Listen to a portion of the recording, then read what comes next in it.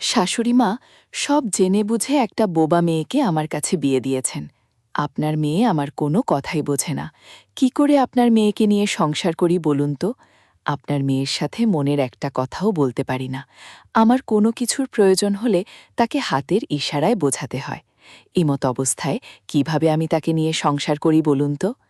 শাশুড়ি মা, মেয়ের জামাইয়ের মুখ থেকে এরকম ধরনের কথা শুনে আমার হৃদয়স্তটটা ভেঙে গেল। আমি বললাম, বাবা, তুমি কোনো চিন্তা করো না। তোমার সংসারের প্রয়োজনীয় কাজকর্ম প্রয়োজন হলে আমি নিজে করে দেব। তারপরও তুমি আমার মেয়েকে কষ্ট দিও না। তুমি আমার মেয়েকে ছেড়ে চলে যেও না।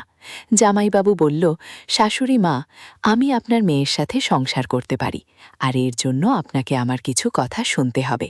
আমি বললাম, কি এমন কথা জামাইবাবু? তারপর বন্ধুরা জামাইবাবু যা বলল, বন্ধুরা বাকিটা গল্পেই বলছি। বন্ধুরা, আমি আশা করব তোমরা ধৈর্য ধরে আমার পুরো গল্পটা শুনবে। নিশ্চয়ই অনেক মজা পাবে। তাহলে চলো বন্ধুরা, কথা না বাড়িয়ে মূল গল্পে চলে যাই। হ্যালো বন্ধুরা, আমি অন্তরা ঘোষ, কলকাতার একজন নাগরিক। আমার জীবনটা একটা গল্পের মতো, যেখানে সুখ, দুঃখ, হাসি, কান্না সব মিলেমিশে একাকার। 5 বছর আগে আমার স্বামী আমাকে আর আমার 3 সন্তানকে ছেড়ে চলে যান। আমার বড় ছেলে তোর্য আর ছোট ছেলে অব্রদীপ এখন শ্রীলঙ্কায় থাকে। তাদের নিজেদের জীবন গড়তে ব্যস্ত, আর আমার একমাত্র মেয়ে লিমঝিম আমার সঙ্গে এই বাড়িতে থাকে। কিন্তু জীবন তো সবসময় আমাদের পছন্দ মতো চলে না, তাই না? একটা সময় ছিল যখন আমার রিমঝিম ছিল আমার বাড়ির আলো। তার হাসি, তার কথা, তার ছোট ছোট দুষ্টুমি আমার দিনগুলোকে ভরিয়ে দিত। কিন্তু হঠাৎ একদিন সেই হাসি খুশি মেয়েটার জীবনে অন্ধকার নেমে এলো। একটা অসুখ তাকে কেড়ে নিল, তার কথা বলার ক্ষমতা। আমার রিমঝিম প্যারালাইসিসে আক্রান্ত হয়ে বাক প্রতিবন্ধী হয়ে গেল। সেই দিন থেকে আমার মনের মধ্যে একটা ভয়, একটা চিন্তা বাসা বেঁধেছে। আমার মেয়ের ভবিষ্যৎ কি হবে? আমি একা মা, একটা বিলোবা নারী। আমার ছেলেরা দূরে থাকে, তাদের নিজেদের জীবন আছে। আমি আর রিমঝিম এই বাড়িতেই একসঙ্গে দিন কাটাই। কিন্তু রিমঝিমের এই অবস্থা দেখে আমার মনের মধ্যে একটা ঝড় বয়ে যায়। কে বিয়ে করবে আমার এই মেয়েকে? কে তাকে মেনে নেবে? আমি রাতের পর রাত ঘুমোতে পারতাম না। শুধু ভাবতাম আমার মেয়ের জীবনটা কিভাবে সাজাব। একদিন আমাদের পাড়ার একজন ঘটক এলেন। তিনি বললেন, অন্তরা, আমি তোমার মেয়ের জন্য একটা ভালো ছেলের সন্ধান পেয়েছি। ছেলের নাম রঞ্জিত, দেখতে শুনতে ভালো, গঞ্জে কাঁচামালের ব্যবসা করে। আমার মনটা একটু আশায় ভরে উঠল। আমি ভাবলাম, হয়তো এই ছেলেটাই আমার মেয়ের জীবনে নতুন আলো আনতে পারবে। কিন্তু সেই সঙ্গে একটা ভয়ও হচ্ছিল। রঞ্জিত কি জেনে শুনে আমার মেয়ের এই অবস্থা মেনে নেবে? রঞ্জিত যখন প্রথম আমাদের বাড়িতে এলো, আমি তার চোখে একটা আন্তরিকতা দেখলাম। সে রিমঝিমের সঙ্গে কথা বলার চেষ্টা করল, যদিও রিমঝিম শুধু মাথা নাড়িয়ে হাসেল। আমি তাকে সব খুলে বললাম, রিমঝিমের অসুখের কথা, তার কথা বলতে না পারার কথা।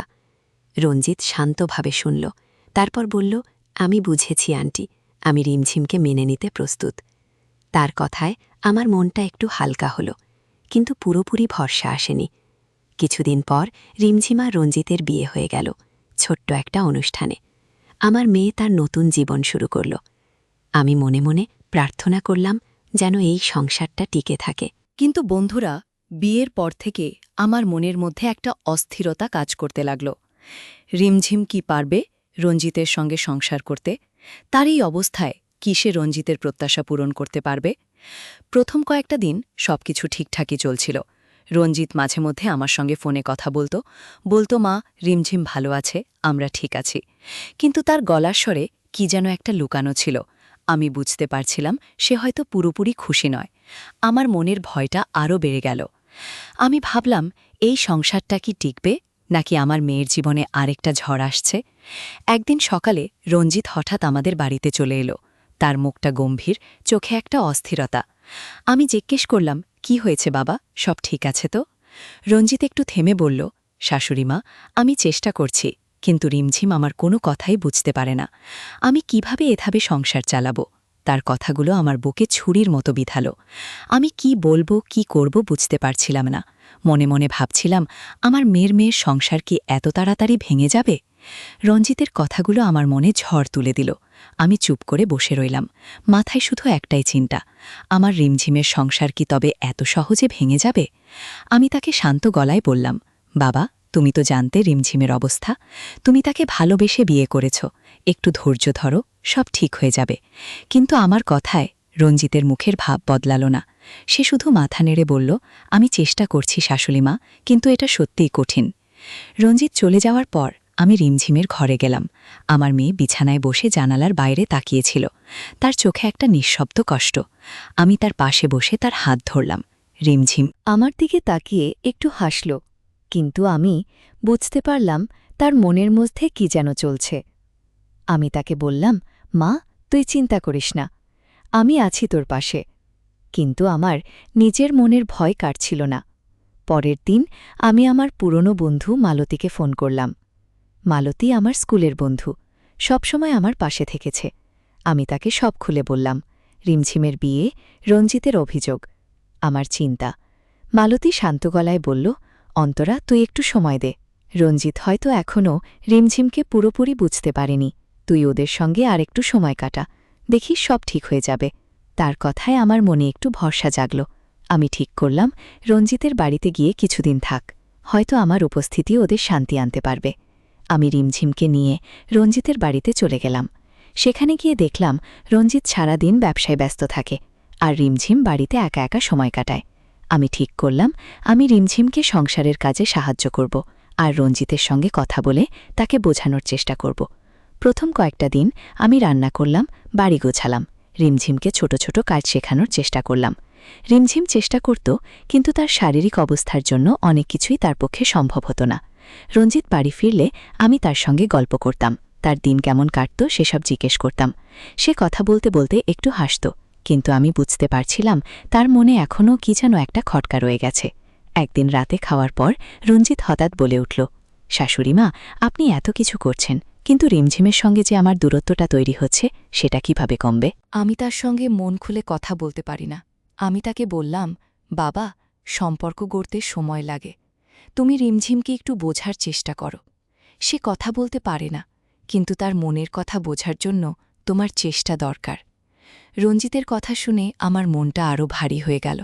আমি তাকে বললাম, বাবা, আমি জানি এটা সহজ নয়, কিন্তু রিমঝিমের মনের কথা বোঝার জন্য তুমি তার চোখের দিকে তাকাও, তার অঙ্গিভঙ্গি লক্ষ্য করো। তোমার সঙ্গে থাকতে চায়, শুধু প্রকাশ করতে পারে না। আমার কথা এসে চুপ করে রয়েছে, যেন কিছু একটা ভাবছে। আমার মনে হলো হয়তো আমার কথাগুলো তার মনে কিছুটা প্রভাব ফেলেছে। কিন্তু সেই রাতে আমি ঘুমোতে যাওয়ার আগে রঞ্জিতের দিকে তাকিয়ে দেখলাম তার চোখে একটা অদ্ভুত চিন্তার ছায়া। সে আমার দিকে তাকিয়ে বলল, শাশুড়িমা, আমার মনে হয় এভাবে চললে আমার আর রিমঝিমের মধ্যে কখনো সত্যিকারের বোঝাপড়া হবে না। তার কথায় আমার বুকটা ধপ করে উঠল। আমি ভাবলাম, এখন কি হবে? রঞ্জিত কি সত্যি রিমঝিমকে ছেড়ে চলে যাবে? রঞ্জিতের কথাগুলো আমার মনের মধ্যে ঘুরপাক খাচ্ছিল।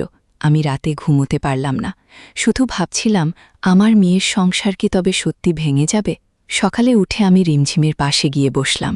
তার মুখের দিকে তাকিয়ে আমার বুকটা হুহু করে উঠল। আমি তার হাত ধরে বললাম, মা, তুই চিন্তা করিস না, আমি সব ঠিক করে দেব।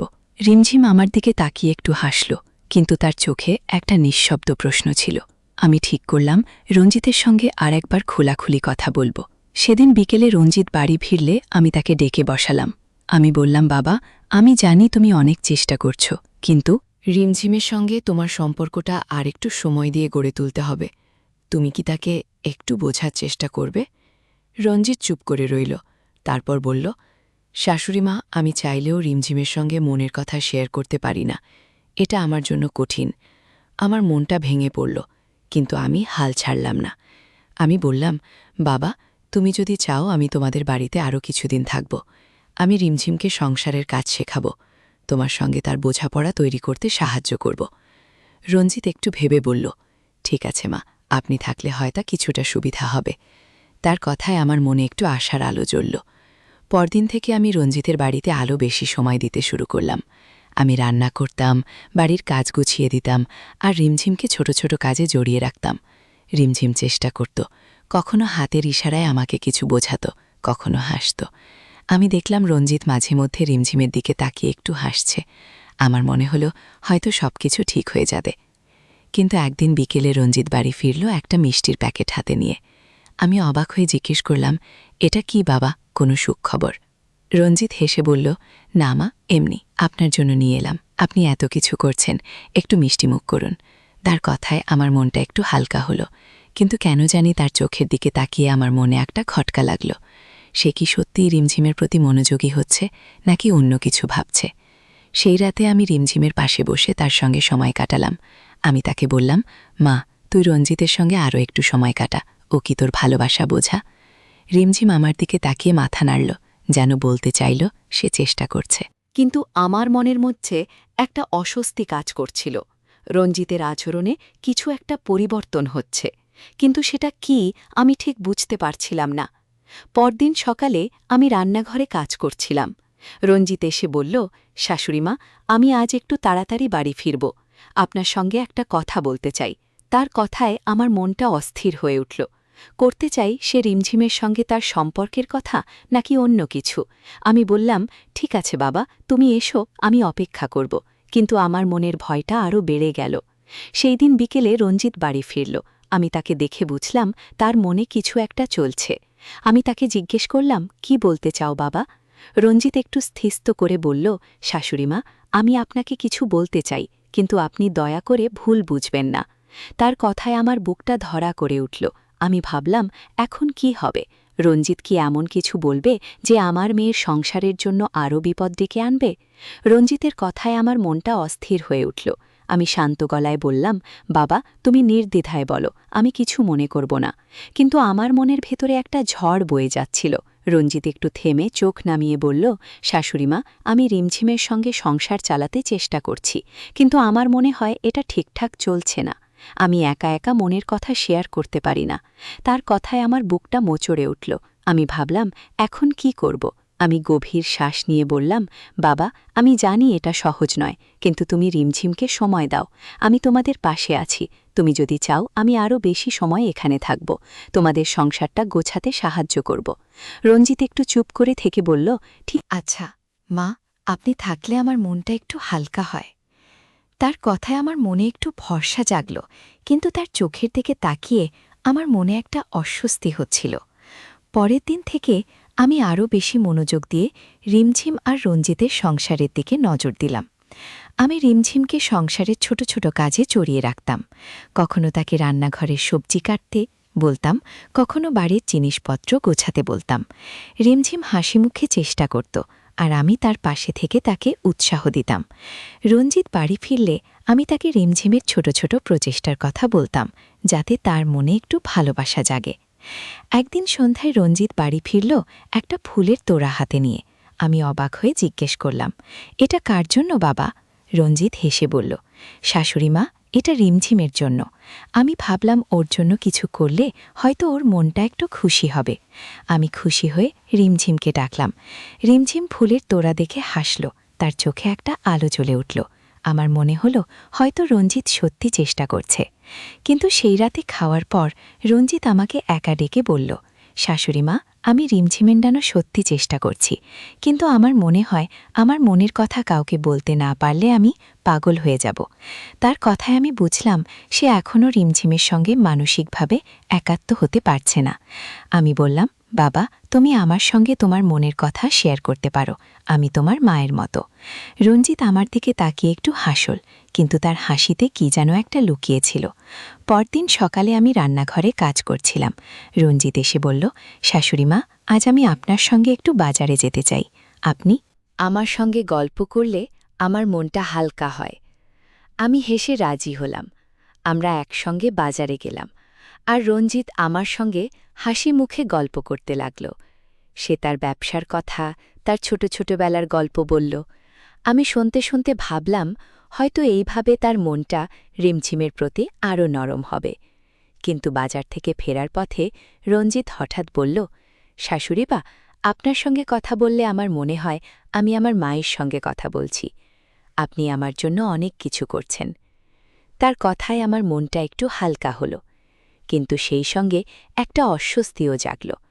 রঞ্জিতের আচরণে কিছু একটা পরিবর্তন হচ্ছে, কিন্তু সেটা কি রিমঝিমের জন্য ভালো, নাকি অন্য কিছু? আমার মনের ভয়টা আরও গাঢ় হয়ে উঠল। সেই রাতে আমি রিমঝিমের পাশে বসে তার হাত ধরে বললাম, মা, তুই রঞ্জিতের সঙ্গে আরও একটু সময় কাটা। আমি জানি তুই কথা বলতে পারিস না, কিন্তু তোর ভালোবাসাও বুঝবে। রিমঝিম আমার দিকে তাকিয়ে মাথা নাড়ল, কিন্তু আমার মনের মধ্যে একটা প্রশ্ন ঘুরছিল। রঞ্জিত কি সত্যিই রিমঝিমকে বুঝতে চাইছে, নাকি তার মনে অন্য কিছু চলছে? রঞ্জিতের কথা আমার মনের মধ্যে একটা অস্থিরতা তৈরি করছিল। তার আচরণে কিছু একটা পরিবর্তন হচ্ছে, কিন্তু সেটা কি রিমঝিমের জন্য ভালো, নাকি আমার ভয়কে আরও বাড়িয়ে তুলবে? আমি ঠিক করলাম আমি আরও সতর্ক থাকব। আমি রিমঝিমের পাশে থাকব আর রঞ্জিতের মনোভাব বোঝার চেষ্টা করব। সকালে উঠে আমি রান্নাঘরে গেলাম। ঝিমঝিমকে সঙ্গে নিয়ে আমি তাকে বললাম, মা, আজ তুই আমার সঙ্গে রান্না শিখবি। রঞ্জিতের জন্য কিছু ভালো খাবার বানা। রিমঝিম হাসল, তার চোখে একটা উৎসাহ দেখলাম। আমি রিমঝিমকে ছোট ছোট কাজে জড়িয়ে রাখলাম। সে সবজি ধুয়ে দিল, আমি তাকে চামচ দিয়ে মশলা মাখতে শেখালাম। রিমঝিম চেষ্টা করছিল, আর আমি তার পাশে থেকে তাকে উৎসাহ দিচ্ছিলাম। আমার মনে হল এই ছোট ছোট মুহূর্তগুলো হয়তো রঞ্জিতের মনে রিমঝিমের প্রতি একটু ভালোবাসা জাগাতে পারবে। কিন্তু আমার মনে রাখুন, সেই অস্বস্তিটা তখনও রয়ে গেছে। সন্ধ্যায় রঞ্জিত বাড়ি ফিরল। আমি আর রিমঝিম মিলে তার জন্য একটা সুন্দর খাবারের আয়োজন করেছিলাম। রঞ্জিত টেবিলে বসে খাবার দেখে বলল, শাশুড়িমা, এত কিছু বানিয়েছেন, আপনি সত্যিই অনেক পরিশ্রম করেন।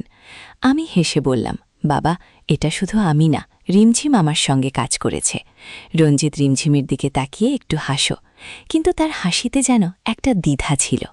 খাবার পর আমরা সবাই একসঙ্গে বসে গল্প করছিলাম। রঞ্জিত হঠাৎ বলে উঠল, শাশুড়িমা, আপনার সঙ্গে কথা বললে আমার মনটা হালকা হয়।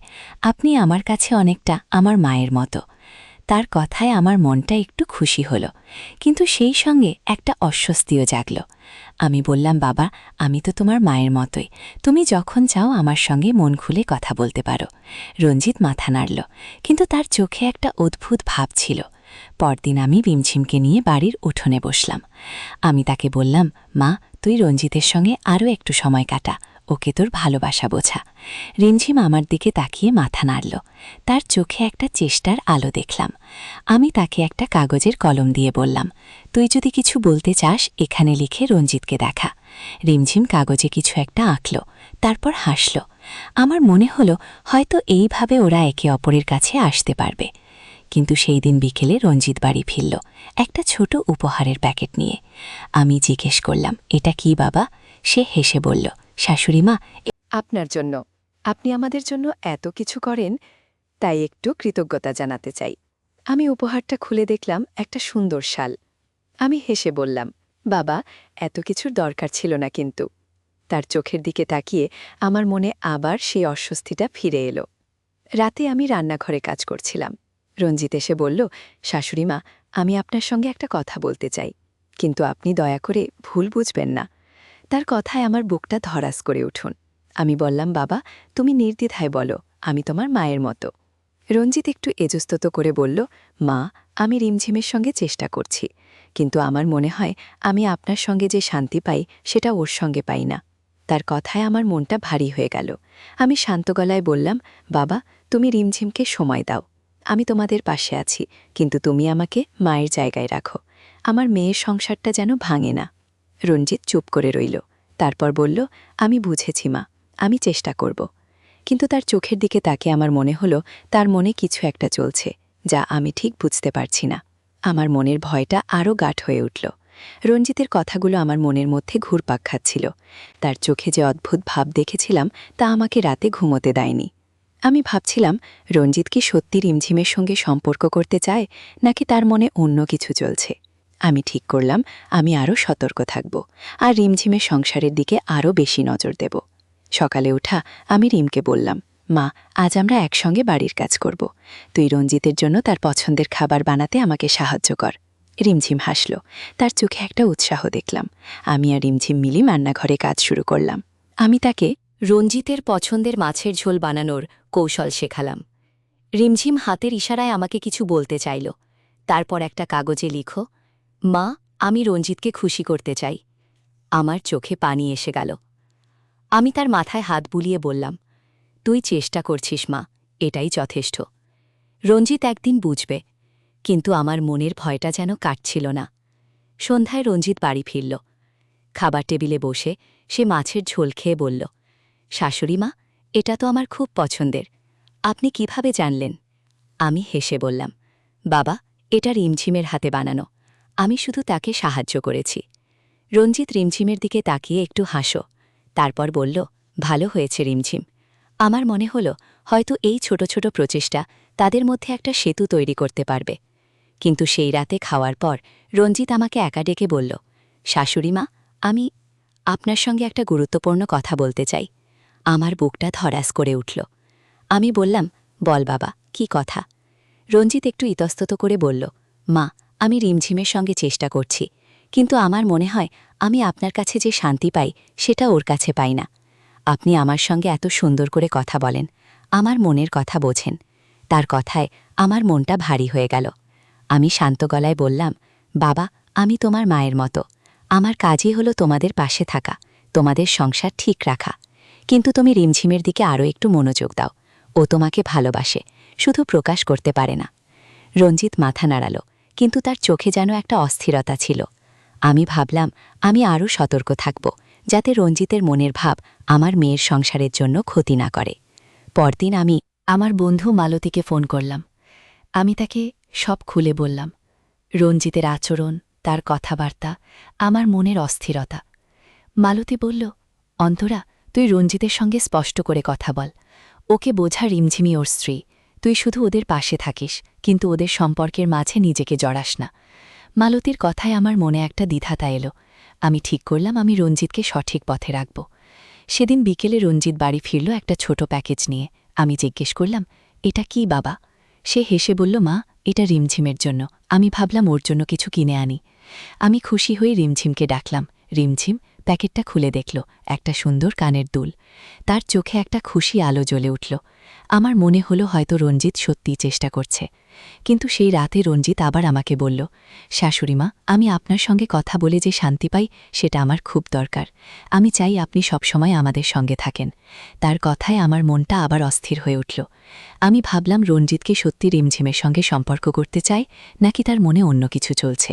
আমার মনের ভয়টা আরও গভীর হল। রঞ্জিতের কথাগুলো আমার মনের মধ্যে একটা ঝড় তুলছিল। তার কথাবার্তা, তার চোখের দৃষ্টি, সবকিছু যেন আমাকে বলছিল তার মনে কিছু একটা চলছে যে আমার মেয়ের সংসারের জন্য ভালো না হতে পারে। আমি ঠিক করলাম আমি আরও স্পষ্ট করে রঞ্জিতের সঙ্গে কথা বলবো। আমি রিমঝিমের সংসার বাঁচাতে চাই, যে করেই হোক। সকালে আমি রিমঝিমকে নিয়ে বাড়ির উঠোনে বসলাম। আমি তাকে বললাম, মা, তুই রঞ্জিতের সঙ্গে আরও একটু সময় কাটা, ওকে তোর ভালোবাসা দেখা। রিমঝিম মাথা নাড়ল, তার চোখে একটু দৃঢ়তা দেখলাম।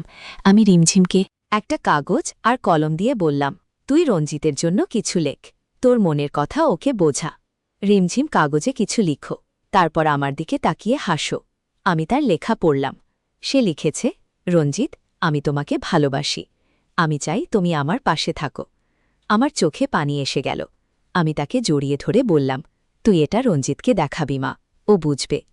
আমার মনে একটু আশা জাগো। সন্ধ্যায় রঞ্জিত বাড়ি ফিরল। আমি রিমঝিমকে বললাম, মা, তুই রঞ্জিতকে তোর লেখা চিঠিটা দে। রিমঝিম একটু লজ্জাতে রঞ্জিতের হাতে চিঠিটা দিল। রঞ্জিত চিঠিটা পড়ল। তারপর রিমঝিমের দিকে তাকিয়ে একটু হাসল। সে বলল, রিমঝিম, তুমি এটা লিখেছ, আমি তোমার চেষ্টা দেখছি। আমার মনে হলো হয়তো এই ছোট চিঠিটা তাদের মধ্যে একটা নতুন শুরু হতে পারে। কিন্তু সেই রাতে খাওয়ার পর রঞ্জিত আমাকে একা ডেকে বলল, শাশুড়িমা, আমি রিমঝিমের চিঠি পড়েছি। আমি ওর জন্য চেষ্টা করছি, কিন্তু আমার মনে হয় আমার মনের শান্তি আপনার কাছেই বেশি পাই। আপনি আমার সঙ্গে এত ভালো করে কথা বলেন, আমার মনের কথা বুঝেন। তার কথায় আমার মনটা আবার ভারী হয়ে গেল। আমি বুঝলাম রঞ্জিতের মনে একটা বিভ্রান্তি তৈরি হচ্ছে। আমি শান্ত গলায় বললাম, বাবা, আমি তোমার মায়ের মতো। আমার কাজ হলো তোমাদের সংসার ঠিক রাখা, কিন্তু তোমার মনের শান্তি রিমঝিমের কাছেই খুঁজতে হবে। ও তোমাকে ভালোবাসে, শুধু তুমি ওকে বোঝার চেষ্টা করো। রঞ্জিত চুপ করে রইল। তারপর বলল, মা, আমি বুঝেছি, আমি চেষ্টা করব। কিন্তু তার চোখের দিকে তাকিয়ে আমার মনে হলো তার মনে এখনও কিছু একটা ঘুরছে। পরদিন আমি আমার বর ছেলে তুর্যকে ফোন করলাম। আমি তাকে সব খুলে বললাম, রিমঝিমের সংসার, রঞ্জিতের আচরণ, আমার মনের অস্বস্তি। তুর্য শান্ত গলায় বলল, মা, তুমি রঞ্জিতের সঙ্গে স্পষ্ট করে কথা বলো, ওকে বোঝাও রিমঝিমই ওর স্ত্রী, আর তুমি নিজেকে ওদের সম্পর্কের মাঝে জড়িও না। তুর্যর কথায় আমার মনে একটা শক্তি এলো।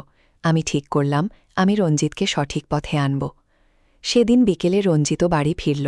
আমি তাকে একা ডেকে বললাম, বাবা, আমি তোমার সঙ্গে একটা স্পষ্ট কথা বলতে চাই। তুমি রিমঝিমকে বিয়ে করেছ, ওকে ভালোবাসার দায়িত্ব তোমার। আমি তোমাদের পাশে আছি, কিন্তু তোমার মনের শান্তি তুমি রিমঝিমের কাছে খুঁজবে। রঞ্জিত আমার দিকে তাকিয়ে বলল, মা, আমি বুঝেছি, আমি রিমঝিমের সঙ্গে আরও চেষ্টা করব। তার কথায় আমার মনটা একটু হালকা হলো, কিন্তু আমার ভয়টা পুরোপুরি কাটল না। সেই রাতে আমি রিমঝিমের পাশে বসে তার হাত ধরলাম। আমি তাকে বললাম, মা, তুই রঞ্জিতের সঙ্গে আরও সময় কাটা, ওকে তোর ভালোবাসা বোঝা, আমি তোর পাশে আছি। রিমঝিম আমার দিকে তাকিয়ে হাসল।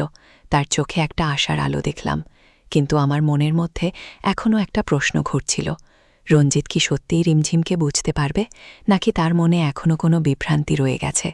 রঞ্জিতের কথা এবং তার আচরণ আমার মনে একটা অস্থিরতা তৈরি করছিল, কিন্তু আমি ঠিক করেছিলাম আমি আমার মেয়ের সংসার বাঁচাব।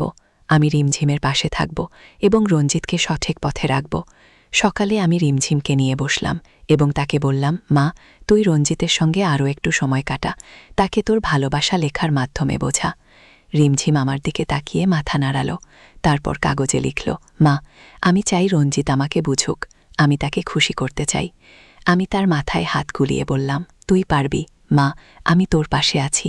সেই দিন আমি রিমঝিমকে নিয়ে রঞ্জিত এর জন্য একটা বিশেষ খাবার তৈরি করলাম। আমি তাকে শিখিয়ে দিলাম কিভাবে রঞ্জিতের পছন্দের পায়েস বানাতে হয়। রিমঝিম হাসিমুখে কাজ করছিল, তার চোখে একটা আশার আলো দেখলাম। আমি ভাবলাম এই ছোট ছোট প্রচেষ্টা হয়তো রঞ্জিতের মনে রিমঝিমের প্রতি ভালোবাসা জাগাতে পারবে। আমি তাকে বললাম, মা, তুই পায়েসটা রঞ্জিতকে নিজে পরিবেশন করিস। রিমঝিম লজ্জা পেয়ে মাথা নাড়ো।